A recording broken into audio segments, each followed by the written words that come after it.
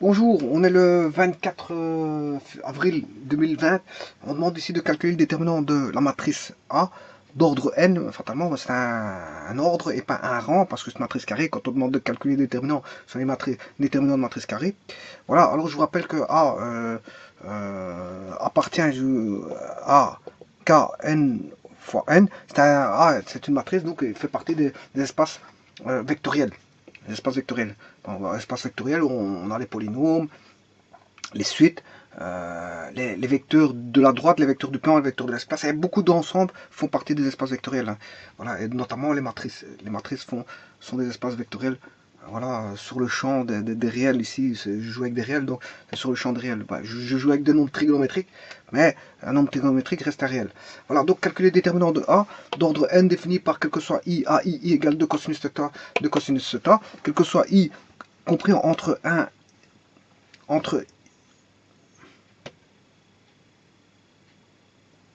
c'est une petite erreur d'écriture, I est compris entre 1 et n-1. Voilà. Alors, l'élément AI, c'est la ième ligne. I plus 1, c'est la I plus 1 colonne. C'est le consécutif de I. Voilà, on voit bien que le I plus 1 est plus grand que le I. Ici, c'est tout le contraire. On a le I plus 1 I. Voilà, donc là, on a le prédécesseur et la valeur de I. Donc ici, qu'est-ce qu'on a? Ben, on a la ligne, la colonne, la ligne. Enfin, la ligne, la colonne, la ligne, la colonne. Là, on a tous les éléments sur I, les autres sont sur I+. En colonne I plus 1, là, tous les éléments de ligne sont I plus 1, en colonne ils sont I. Voilà, et ces valeurs valent 1. Et tous les autres, K valent 0. Alors la première des choses à faire avant de calculer le déterminant, c'est de voir de quoi est constituée, de quoi est composée donc, la matrice d'ordre n ici. Eh bien, on va faire tout de suite le calcul. Enfin, voilà, soit je peux écrire déterminant d'une matrice, hein, ou je calcule directement le déterminant comme ceci. Voilà. Alors moi je vais opter pour ceci, pour éviter d'écrire le mot déterminant.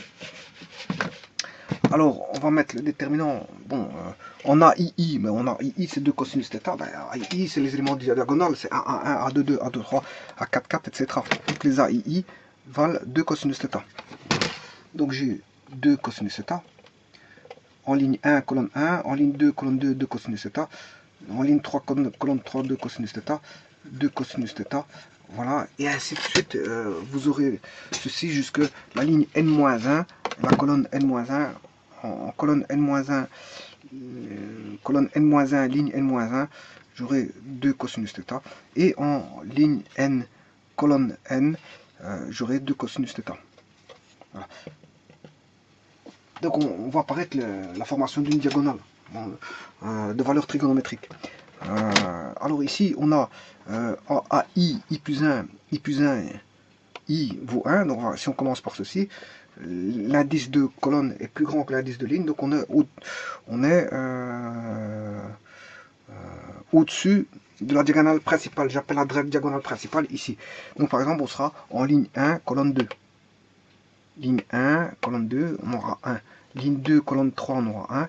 Ligne 3, colonne 4, on aura 1. Ligne 4, colonne 5, on aura 1. Et ainsi de suite. Bon, et ainsi de suite, voilà. On aura ici 1 au-dessus. Bon, au-dessus, on aura 1 ici aussi. 1 ici. Voilà. Parce qu'on va, ici, on a 1 sur le côté cosinus θ, on aura 1 à côté de 2 cosinus θ. 2 cosinus θ, on a 1. Voilà. En dessous du 1, on a 2 cosinus θ. En dessous du 1, on a 2 cosinus θ.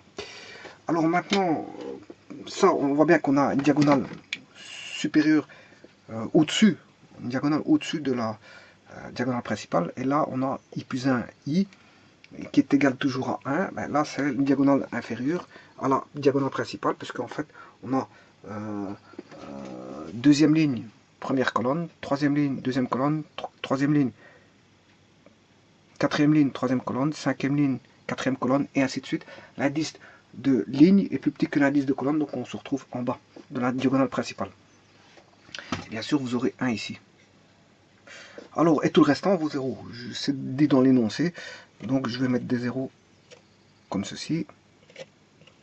3 petits points jusque la ligne n-1, jusqu'à la colonne n-1, colonne n, voilà, 0, 0, 0, 0, 0, 0, 0, 0, 0, 0, 0, voilà, 3 petits points. Voilà, on aura des zéros comme ceci. 0, 0, 0, 3 petits points, 3 petits points, 3 petits points. Voilà, ainsi de suite. Voilà, il faut calculer le déterminant de ceci. Bon.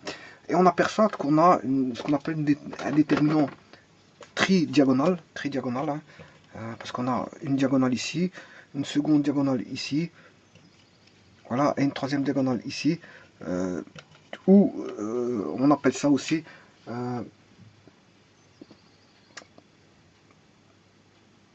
matrice à bande.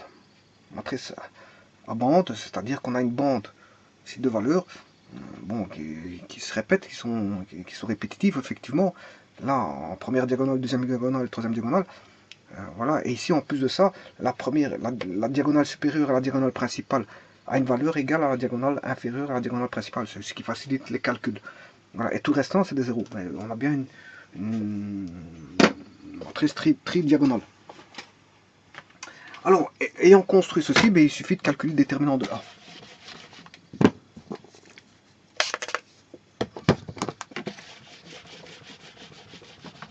Alors, pour les tridiagonales, j'avais fait une vidéo qui est...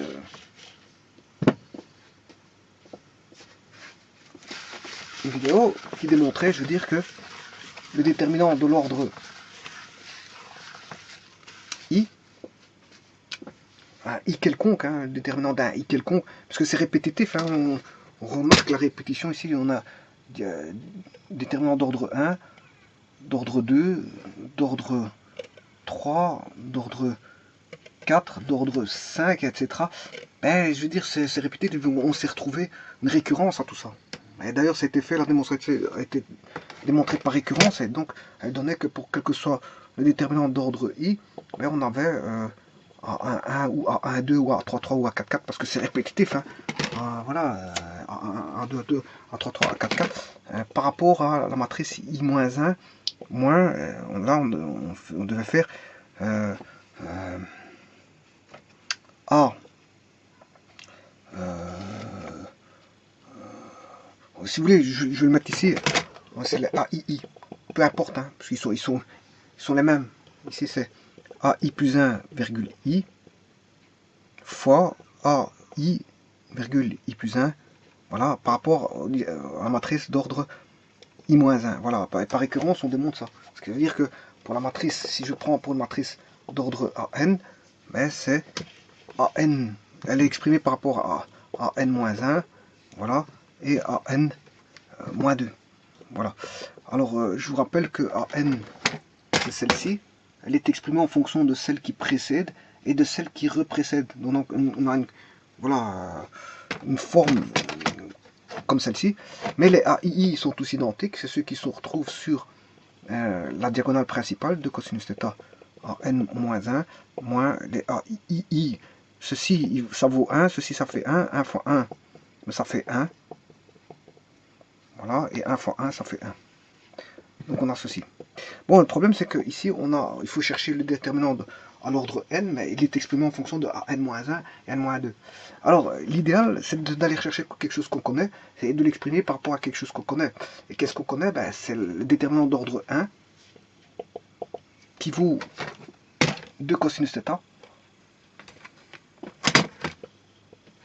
et le déterminant d'ordre 2. On va redescendre toute la chaîne si vous voulez, faire répéter comme c'est une suite de succession de valeurs qui se répètent, ben, fatalement, en redescendant à sa plus simple expression, par exemple, si je vais redescendre à 1, ben, je partirai de n à 1, pour arriver à 1, ben, je vais exprimer n-1 fois le roulement, si vous voulez, d'opérations qui sont semblables. Donc, fatalement, quand il s'agit de valeurs d'indéterminés, bon, on aura des polynômes, on rencontrera des polynômes, mais ici, on rencontrera, si vous voulez, des valeurs trigonométriques, produites avec un roulement, donc si je passe de 1 n à 1, ben, n-1 fois le traitement. Voilà, déroulement qui sont des valeurs, c'est toujours le même traitement. Hein. On passe de n-1 à n-2, de n-2 à n-3, de n-3 à n-4, à n-4, et ainsi de suite par ces expressions-là. Et par récurrence, on arrive à trouver, je veux dire, toute la chaîne. On peut le faire dans un premier temps dans l'ordre inverse et puis remonter la chaîne. C'est pas un problème. Bon, ici, A2, que vaut A2? A2, il vaut, c'est le déterminant à l'ordre 2, c'est 2 cos carré fois, enfin 2 cosinus θ fois 2 cosinus θ moins 1. Ce qui fait 4 cos carré θ moins 1. Voilà. Alors maintenant, si ça c'est pas connu ça, les matrices, vous comprendrez que les déterminants de matrice à n-1, n-2 sont pas connus. Donc il faut faire un roulement pour arriver à du connu, et le connu, mais c'est la déterminant de la matrice A1 et A2. Donc il faut rechercher ce roulement. Alors,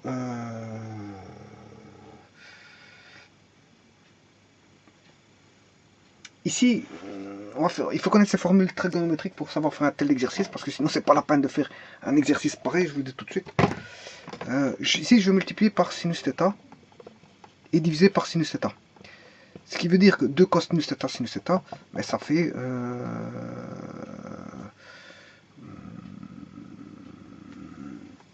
sinus de θ sur sinus θ. Voilà. On va regarder que vaut A2. Alors, A2, oui, je vous rappelle que, oui, j'en ai plus besoin, hein. J'en ai plus besoin. On sait bien qu'on va faire un traitement de roulement pour arriver de l'ordre n à l'ordre 1. C'est pour ça que je repasse par 1, parce qu'on va passer de n à 1, de l'ordre n à l'ordre 1.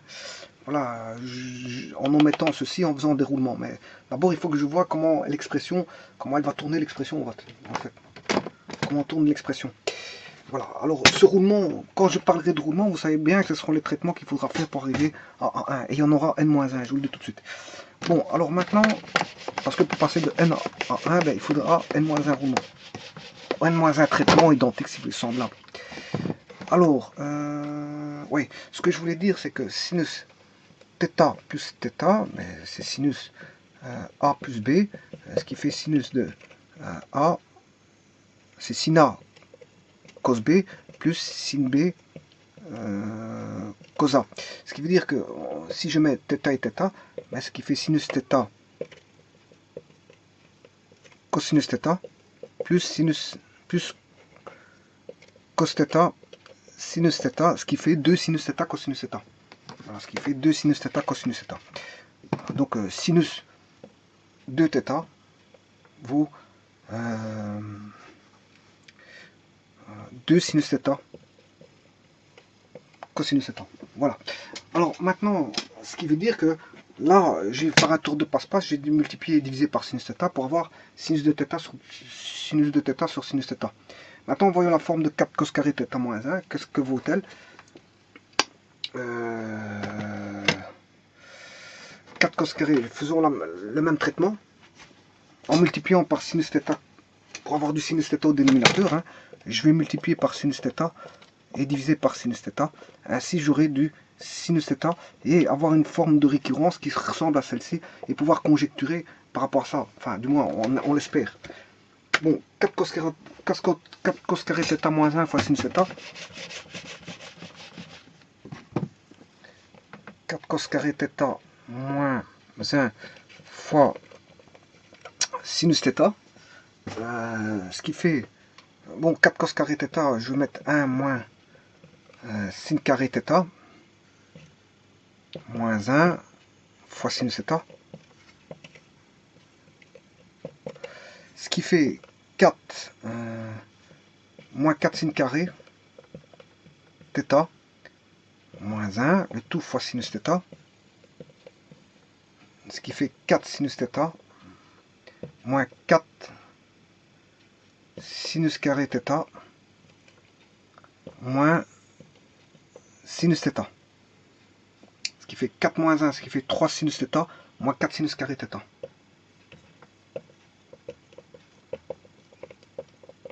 Bon, et ça, on comprend que, qu'est-ce que c'est? Ben, ça, vous avez tout de suite compris que c'est sinus 3θ. Ouais, pour celui qui connaît ces formules, il a tout de suite vu que c'est sinus 3θ. Ce qui veut dire que là, je peux déjà conjecturer. Voilà, je vais prouver quand même que ça fait sinus 3θ. Donc, ce qui veut dire qu'à 3, A1 vaut sinus 2θ sur sinus θ, A2 sinus 3θ. Je vais le marquer ici.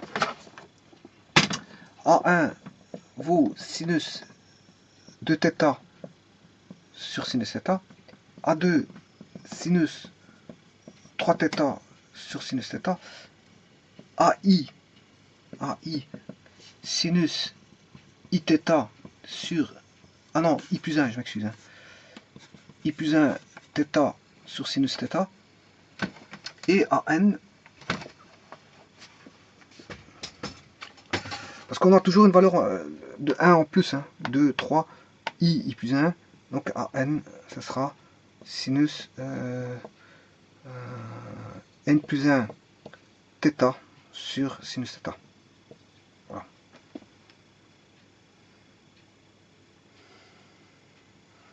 Voilà. Alors maintenant, ce qui m'intéresse, ça vous aurez compris, mais moi en fait, je dois exprimer par rapport à N-1 θ.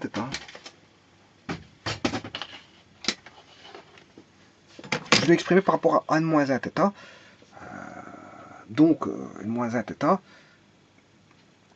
Donc par rapport à ceci. Donc par rapport à N-1, ben, si je l'exprime par rapport à N-1, je vais l'exprimer par rapport à N-1 et N-2. Par rapport à N-1, c'est égal à sinus N-1 plus 1, ce qui fait sinus Nθ sur sinus θ.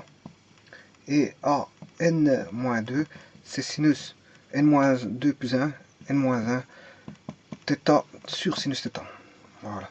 Comme ça, j'ai une expression de AN-1 et AN-2, de AN-1 et AN-2, et je vais appliquer cette formule-ci.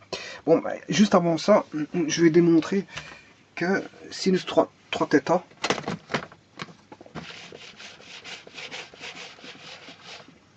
fait bien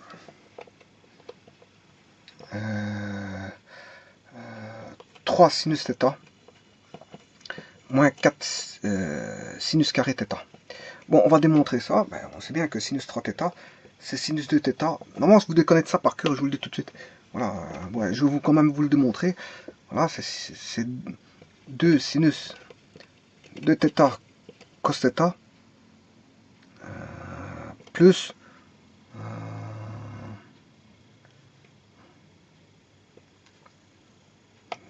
2 sinus, parce que c'est sinus 2θ cos θ plus cos... Non, je me trompe, hein, ici, je me trompe. Je veux aller un peu trop vite, mais enfin bref. Sinus 2θ fois cosinus θ plus cos 2θ fois sinus θ. Voilà. Alors, sinus de θ, ben c'est 2 sin θ cos θ fois le cosinus θ ici, plus cos de θ, mais cos de θ c'est cos carré θ moins sin carré θ fois sinus θ. Voilà. Ce qui fait 2 sinus θ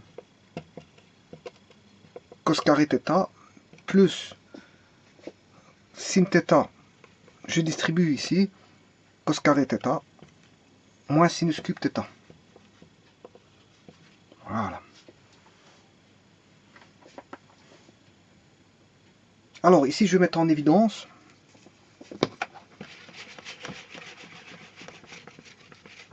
de telle manière à avoir 2 sinus θ plus sinus θ fois, je mets en évidence le cos carré θ moins sinus cube θ. Voilà. Ce qui fait 3 sinus θ cos θ,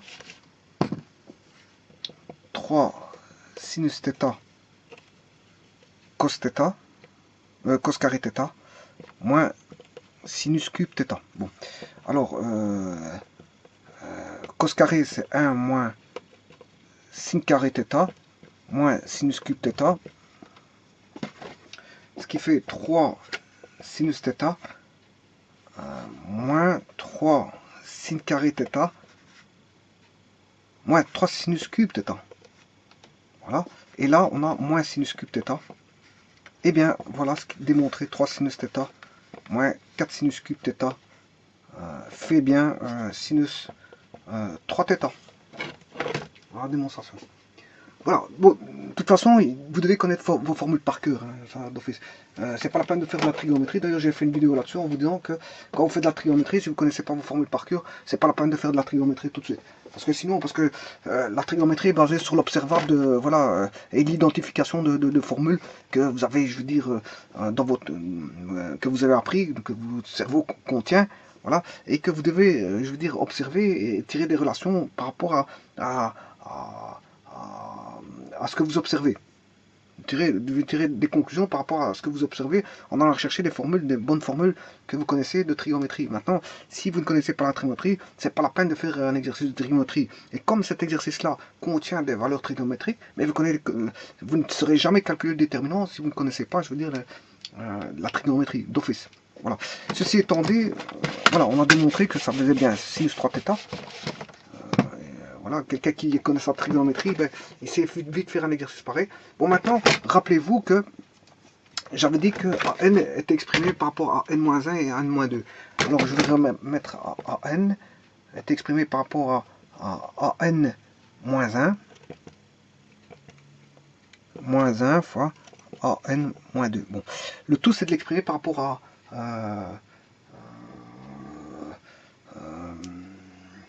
d'exprimer ceci à n-1, ben on sait bien que si on pratique, je vous avais dit tout à l'heure que si à 1, à 2 on connaît à n-1, et à n-1 vaudra, son déterminant vaudra sinus, alors c'est n-1 plus 1, ce qui fait sinus n-1 plus 1, ce qui fait bien sinus nθ, le tout divisé par sinus θ, moins, et là, 1, et n-2, c'est sinus n-2 plus 1, ce qui fait n-1 θ sur sinus θ. Voilà, je vais tout mettre au même dénominateur. Voilà, j'ai le déterminant de n, exprimé en fonction de ça, ben, c'est encore un peu lourd. Et là, il faut un petit peu appliquer les formules de trigonométrie, parce que si vous mettez au même dénominateur, on peut encore simplifier. 2 cosinus θ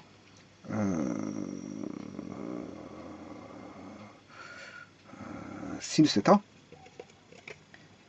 moins sinus de n-1 θ. Voilà, donc même maintenant, vous aurez compris qu'il faut retrouver que vaut à n vaut sinus, vous aurez compris que ça vaut sinus de n plus 1 θ sur sinus θ, mais il faut le prouver, encore faut-il le prouver grâce à ça justement. Le problème il est là, et si vous arrivez à le prouver grâce à ça, ben, vous avez trouvé, je veux dire, voilà, la récurrence parfaite. Voilà, vous avez tout trouvé. C'est ce que je vais maintenant faire. On doit trouver absolument ça par rapport à ça. Donc il faut connaître ces formules de trigonométrie. Ici, il y a une petite erreur, c'est nθ. Nθ.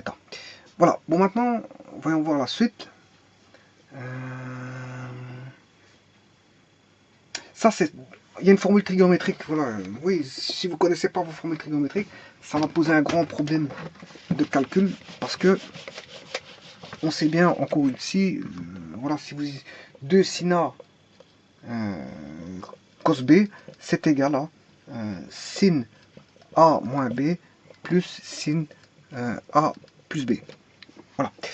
Alors, on va appliquer ceci. Donc, ici, qui fait sin... oui, θ plus... ça qui fait θ plus n θ moins sinus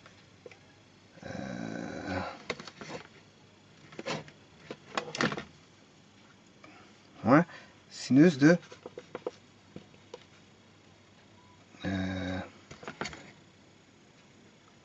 nθ. Attention que c'est sin sin n θ cos A. Si je veux identifier, c'est sin n θ cos A. Donc ce qu'il va faire, sin n θ, ici c'est n θ moins θ.